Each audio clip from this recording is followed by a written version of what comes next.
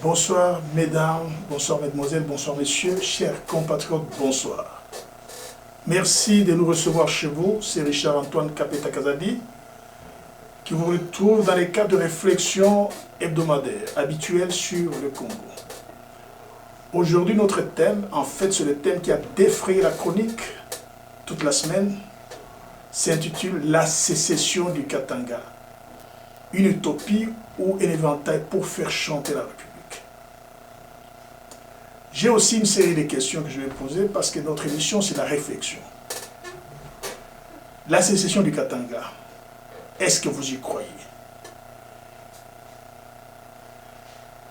Personnellement, je vous dis très sincèrement que je ne vivrai pas de mon vivant, je ne verrai pas la sécession du Katanga, de mon vivant. Le Katanga a été en sécession plutôt en 1960. Alors c'est la question qu'on doit se poser. Quand on voit tous ces griots qui sont en train de crier aujourd'hui la sécession, on se demande est-ce qu'ils ont le sens de l'histoire? Il y a eu sécession du Katanga en 1960. Qu'est-ce qui était à la base de la sécession? Qui a instigé cette sécession? Quels ont été les bénéfices de la sécession au profit des populations katangaises? Comment a été mis un terme à cette sécession? Pourquoi c'était une sécession tout simplement qui a vu les jours pour un laps de temps? Bien sûr, le temps a changé. Est-ce que les circonstances ont changé? Donc aujourd'hui, chers compatriotes, nous allons réfléchir là-dessus parce qu'en fait, lorsque je vois les Kivu qui se battent nuit et jour au prix du sang pour se maintenir dans les jurons congolais et qu'il y a d'autres gens qui pensent faire du chantage à la République, faire du chantage au peuple congolais pour parler de la sécession du Katanga. Ici, je dois vous dire que moi, c'est pas ceux qui pensent qu'ils peuvent faire la sécession. Ça le regarde.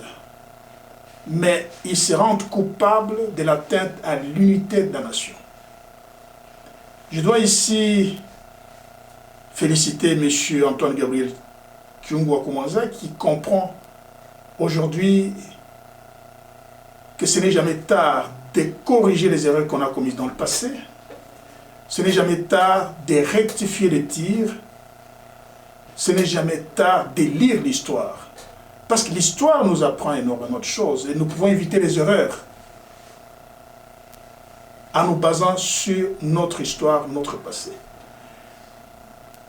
Vous savez, il y a des gens aujourd'hui qui nient totalement l'Holocauste juif. Et pourtant, elle est réelle, elle a eu lieu.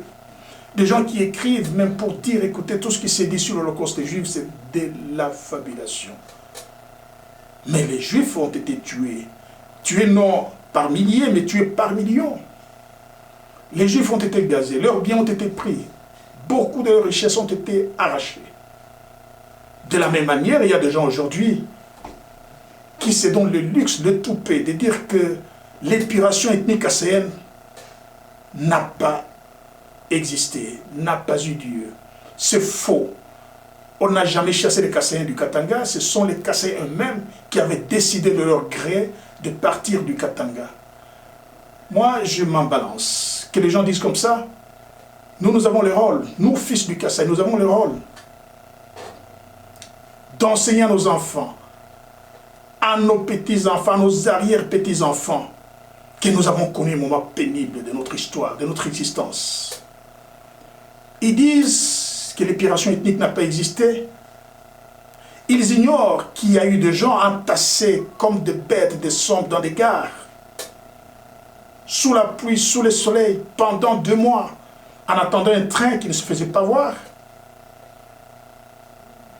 Ils ignorent qu'il y a eu des gens, des milices,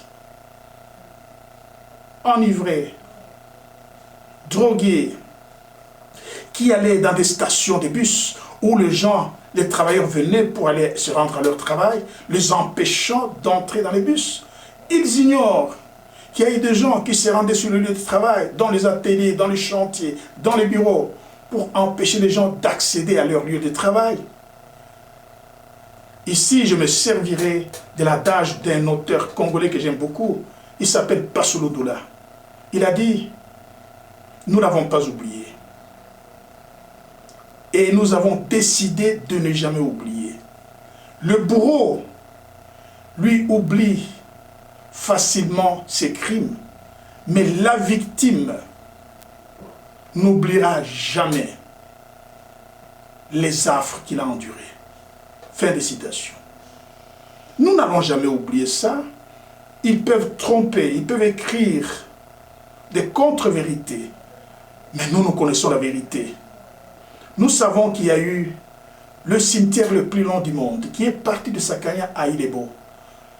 Nous savons qu'il y a des gens qui ont pris des trains. D'autres ont voyagé pendant 6 mois. Un voyage qui peut se faire dans 3 jours, ils ont fait 6 mois.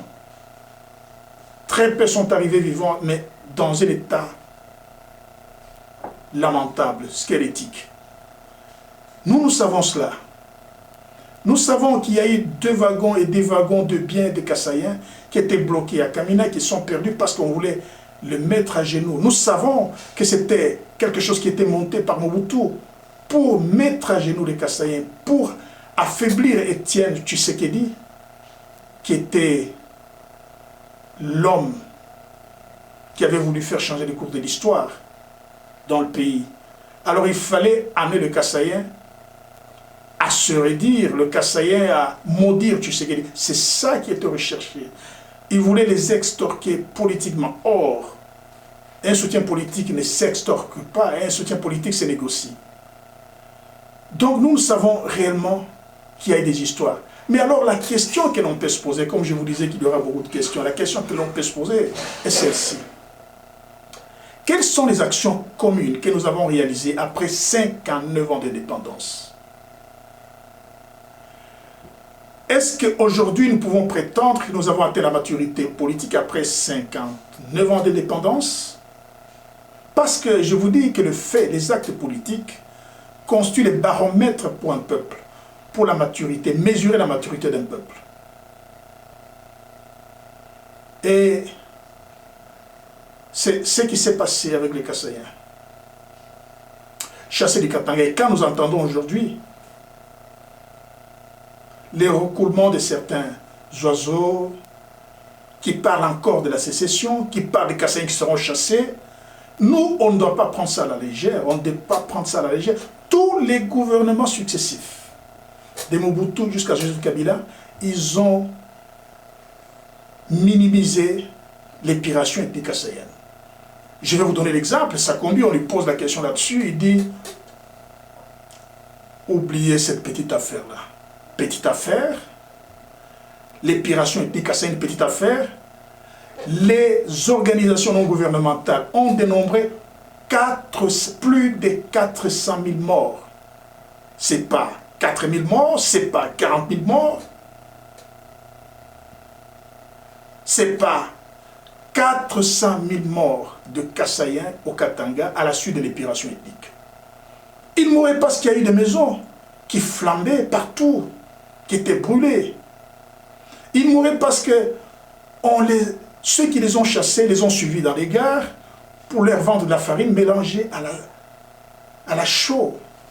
Je connais un homme qui témoignait, qui disait qu'il a perdu 6 enfants en un jour. Moi qui vous parle, je suis un enfant des années 60 qui était à la foire, parce que j'ai habité la Ouachi avec mes parents. J'ai vu le Kasaï natal en 62.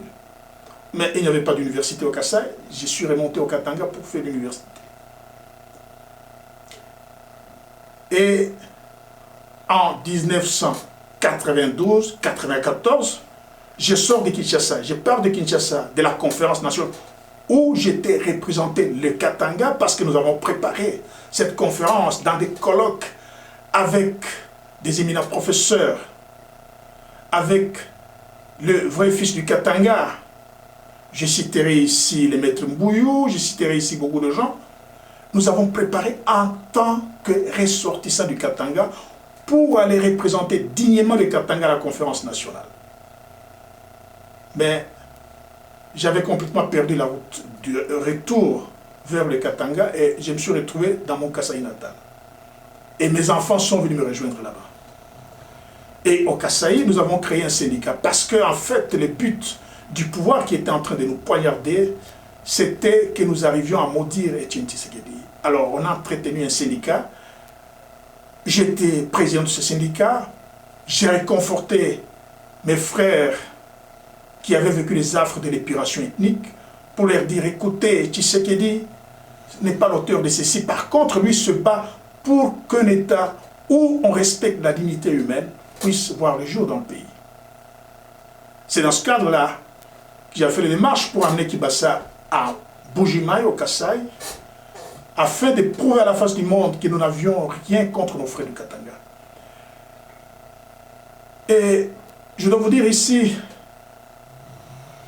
que les gens disent n'importe quoi. Les Kasaïens sont venus voler nos richesses, les Kasaïens sont invivables.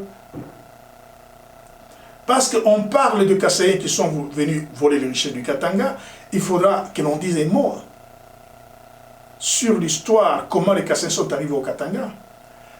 Lorsque les colonialistes sont arrivés pour exploiter les mines au Katanga, il n'est pas allé chercher les Kasaïens. Il a pris d'abord les populations locales, les autochtones, pour travailler dans les mines. Il s'est rendu compte que ça ne marchait pas. Il est allé à Nyasland. Nyasland, aujourd'hui Malawi. Il est allé en Rhodésie du Nord, aujourd'hui la Zambie, où il a recruté des gens pour travailler dans les mines. C'est ça qui justifie la présence des Nyaslandais, donc des Malawites, au Congo et principalement au Katanga, recrutés pour aller travailler dans les mines. Et il recrutera aussi les Burundais, les Rwandais, mais il réalisera après que mener les étrangers dans les mines, c'est beaucoup de formalités, beaucoup de complications. Alors ils se sont dit, est-ce que nous ne pouvons pas explorer dans les limites de la province du Katanga s'il y a d'autres peuples, d'autres populations qui peuvent venir travailler dans les mines? Et ici, il faut le dire en passant que il y a plusieurs hypothèses qui essaient d'expliquer pourquoi est-ce que les populations locales du Katanga ne se sont pas réellement installées dans les travaux de mines. Première raison, on dit que les Katanga rébutaient les travaux de mines qu'ils trouvaient assez dégradants. C'est une hypothèse. Deuxième hypothèse, on pense que les Katangais, les autochtones qu'on a trouvés là-bas ne pouvaient pas assurer un travail continu de la mine parce qu'aussitôt qu'ils avaient leur chèque du mois, eh ben, ils disparaissaient pour revenir quelque temps après. Donc, ça occasionné l'interruption dans les déroulements du travail.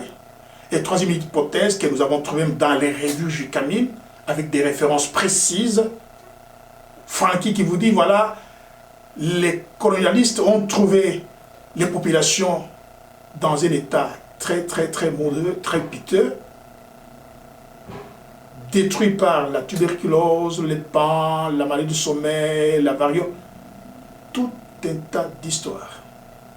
C'est la raison pour laquelle ils sont allés ailleurs. Mais alors, parce qu'ils ont trouvé des difficultés avec les populations venues des autres pays, ils vont regarder dans la limite de la province du Katanga. Donc ils vont se rendre à Kabinda, ils vont aller à Loputa, à Mweneditu, à Bakwanga, pour recruter les gens afin qu'ils aient travaillé dans les mines. Attention, quand ils vont là-bas, le grand-père de Molendambo, l'arrière-arrière-grand-père de Molendambo qui est recruté, ce n'est pas un Kassaïen, c'est un Katangais des souches kassaïennes, Songé, qu'on amène dans les mines du Katanga chez lui. L'arrière-grand-père de Kalala Boudinboué qu'on recrute, c'est un Katangais des souches kassaïennes qu'on amène dans les mines du Katanga pour travailler. Parce qu'en ce moment-là, donc dans les années 1910, jusqu'à 1937, le Kabinda, Loputa, Mweneditu et les autres faisaient partie de la province du Katanga dans les territoires du Haut-Lomami. Donc, c'était les territoires katangais. C'est ainsi qu'on emmènera ce gens-là dans les mines du Katanga. Et les travaux de mine étaient très difficiles. L'exploitant minier, qui était les Belges, il a pensé à mettre en place des œuvres sociales qui pouvaient aider ce gens-là. Il a mis des écoles, il a mis des hôpitaux, il a mis des foyers sociaux, il a créé des centres de formation, des travailleurs, etc. Et comme conséquence de ces œuvres sociales qui étaient créées au profit des travailleurs, ce sont les enfants de ces travailleurs qui sont recrutés pour l'extension du domaine minier de l'Union minière du Haut-Katanga. La même chose dans les chemins de fer.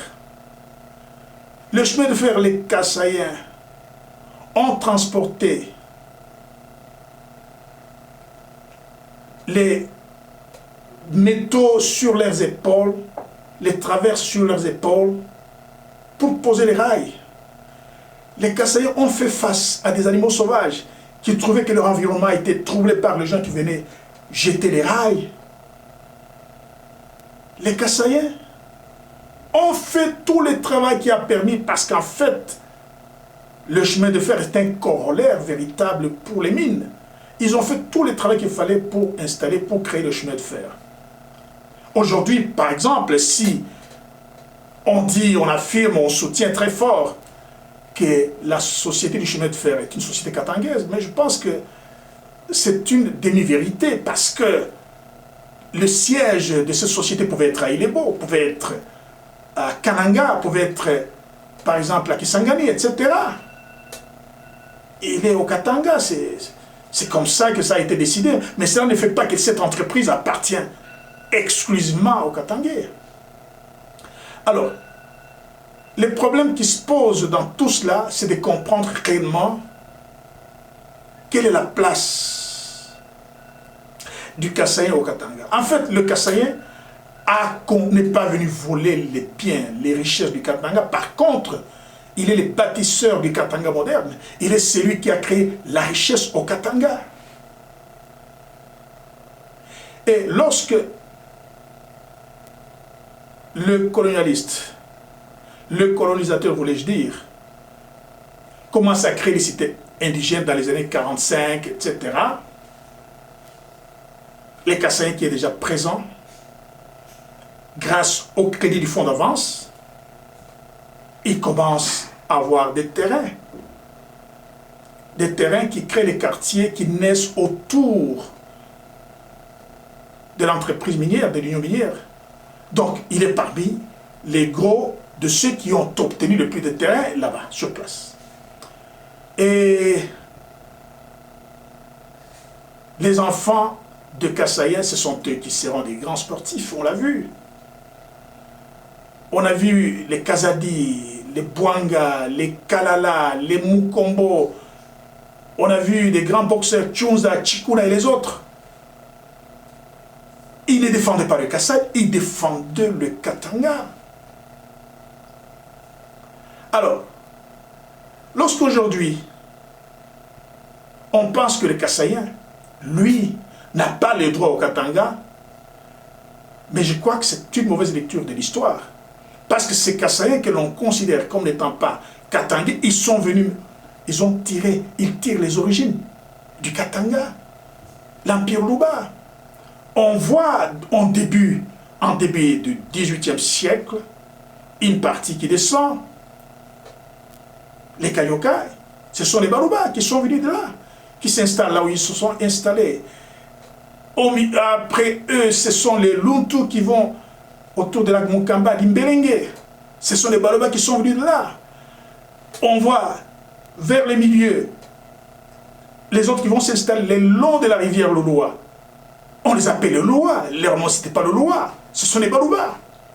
Et vers la fin, ce sont les Luba-Lubinagi qui vont s'installer entre les rivières Lubinagi, les Bakwanga, et Tsot. Et là, je vous dis, vous allez nier complètement leurs origines katangaises et vous affairez à les combattre, à les tuer, à les empoisonner, parce qu'on a tenté plus de 2 fois à empoisonner les tanks d'eau à Likasi pour les tuer tous. Le projet a été déjoué en 2 minutes par certains Katangais qui ont compris que nous ne pouvons pas décimer autant de gens pour des raisons qui ne s'expliquent pas. Donc, il faut dire ici que une mauvaise interprétation de l'histoire cause beaucoup de problèmes. C'est là que nous en appelons à ceux aujourd'hui qui parlent de la sécession, mais ils sont en train de jouer avec le feu. Si tous les gouvernements qui se sont succédés ont banalisé ces problèmes d'épuration ethnique, je crois qu'il est temps de ne pas banaliser cette histoire. Parce que lorsque un fou vous menace de mort, il vous dit que je vais vous couper la tête, vous négligez, il va effectivement vous trancher la tête, alors qu'il a, lui, il est pénalement incapable. Il a l'incapacité pénale d'être poursuivi. Il vous a tranché la tête. On a vu Tchombe qui a été embarqué dans une histoire par des Blancs, des colonisateurs, qui voulaient trouver des gens qui soutiennent leur projet. En fait, c'est eux qui voulaient que les Katanga continuent à servir de vaches à lait aux Belges.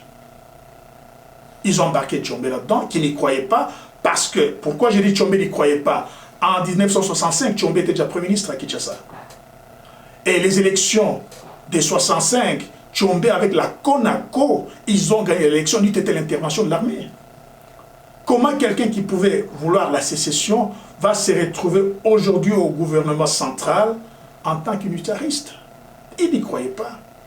Et ces roitelets qui aujourd'hui sont en train de chanter la sécession, ils ne comprennent pas la bêtise à laquelle ils sont en train d'affronter. Alors nous devons absolument, nous ne devons pas privilégier aujourd'hui, nous ne devons pas donner à l'émotion l'avance, le contrôle de toutes les choses que nous avons à faire. Il ne faut pas laisser au sentiment prendre les pas sur la vérité historique. En fait, c'est cela. La vérité historique démontre que les Kasaïens ne sont pas venus comme des concurrents en train de tout casser pour s'occuper au Katanga. Par contre, ils ont été recrutés. Et ici, il faut signaler, dès que, après 1937, dès que la province du Kasaï a existé, les Belges n'ont plus jamais recruté à Kabinda, à Luputa, à Mwenditu et à Bakwanga, parce qu'ils ont tiré toutes les conséquences qu'il fallait. Donc aujourd'hui, je dois vous dire, chers compatriotes, qu'il est temps que nous puissions réellement instaurer un état de droit. Les crimes qui ont été commis au Katanga, et nous nous félicitons qu'il y ait des gens qui voient qu'ils ont commis des erreurs. Même Gonz Karibon, avant de mourir, il a été interviewé par le journal Le Potentiel. Il a regretté ce qui est arrivé avec ce feu du Kasaï. Donc, on doit absolument arrêter cette aventure. On doit l'arrêter parce que nous n'allons plus continuer à tolérer ça. Non, pas du tout. Imaginez, par exemple, le fondateur du royaume Yeke au Katanga. Il est venu de Osumbwa au début du XVIIIe siècle. Il est venu d'Osumbwa. Osumbwa, c'est une région, quand tu arrives en Tanzanie, tu dis, je voudrais aller à Osumbwa. C'est une région dans le nord-ouest de la Tanzanie. Mais, moi, j'ai du respect pour le pouvoir coutumier. Il est Katangais à 100%, lui qui est venu de Osumbwa. Pourquoi? Parce qu'ils ont eu les nouvelles de richesses qui étaient le long du lac, au nord, à l'ouest du lac Tanganyika. C'est ainsi qu'il est monté dans l'aventure. Il arrive là-bas. Il trouve que les populations locales étaient malmenées par les razzias de Luba, les razzias de Lunda. Il se met en défenseur de ces tribus. Finalement, tous les peuples qui étaient tout autour commencent à lui payer des tribus. Et il fonde l'empire, le royaume Yeke. Mais est-ce qu'il est moins katangais que les autres? Non. Pourquoi on peut considérer, par exemple, que les Bemba, qui est à la fois au Congo et en Zambie, qui se disent zambiens quand il est faut, quand les circonstances l'exigent, qui se dit congolais quand les Sikhs sont des juifs, lui, on peut le considérer comme le vrai Katangais, mais les Kassaïens, lui, qui n'a qu'une seule patrie, le Congo, on ne peut pas les considérer comme le vrai Congolais, ou plutôt comme ayant droit au Katanga, de vivre paisiblement au Katanga. Mais ça n'a pas de sens. C'est la même chose avec les Chokwe. On les trouve en Angola, on les trouve... Mais ceux qui sont au Congo, qui sont congolais, et ils le sont, mais le même ont de la famille de l'autre côté. Quand les choses ne vont pas ici, ils vont dire qu'ils sont angolais. On les accepte. Pourquoi est-ce qu'on n'accepterait pas les Kassaïens comme fils de ce pays? La même chose avec les Bas-Congo. Et bien sûr, je ne condamne pas le fait qu'on se retrouve à gauche, on se retrouve à l'est, on se retrouve à l'ouest. Parce que cela est dû à la manière dont l'Afrique a été subdivisée, a été divisée. La charcuterie de l'Afrique a été arbitraire. C'est la raison pour laquelle on trouve les mêmes parentés d'un côté et les autres de l'autre côté. Mais le Kassaïen, lui, qu'est-ce que réellement qui fait que lui ne soit pas capable, ne soit pas éligible, ne soit pas digne de vivre à l'aise au Katanga, qui est le territoire du Congo? Moi, je vous dis tout simplement ceci. Même si le Katanga demain devenait un pays indépendant, les Kassaïens vivront toujours au Katanga comme un étranger, parce qu'il y a des Kassaïens, ou si vous voulez bien des étrangers congolais en Afrique du Sud, il y en a en Zambie, il y en a en Angola. Donc les Kassaïens vivront toujours au Katanga comme un étranger. Donc aujourd'hui, ce n'est pas le cas. Les Kassaïens doivent vivre au Katanga comme dans son propre pays. Voilà, chers compatriotes, la réflexion que nous avions aujourd'hui, qui porte sur le thème la sécession du Katanga, utopie ou un éventail pour faire chanter la République. Merci infiniment de nous avoir suivis. Nous attendons vos questions, nous attendons vos suggestions, nous attendons vos emails. Nous devons former une véritable République si nous voulons être un pays digne et respecté à travers le monde. Bonsoir.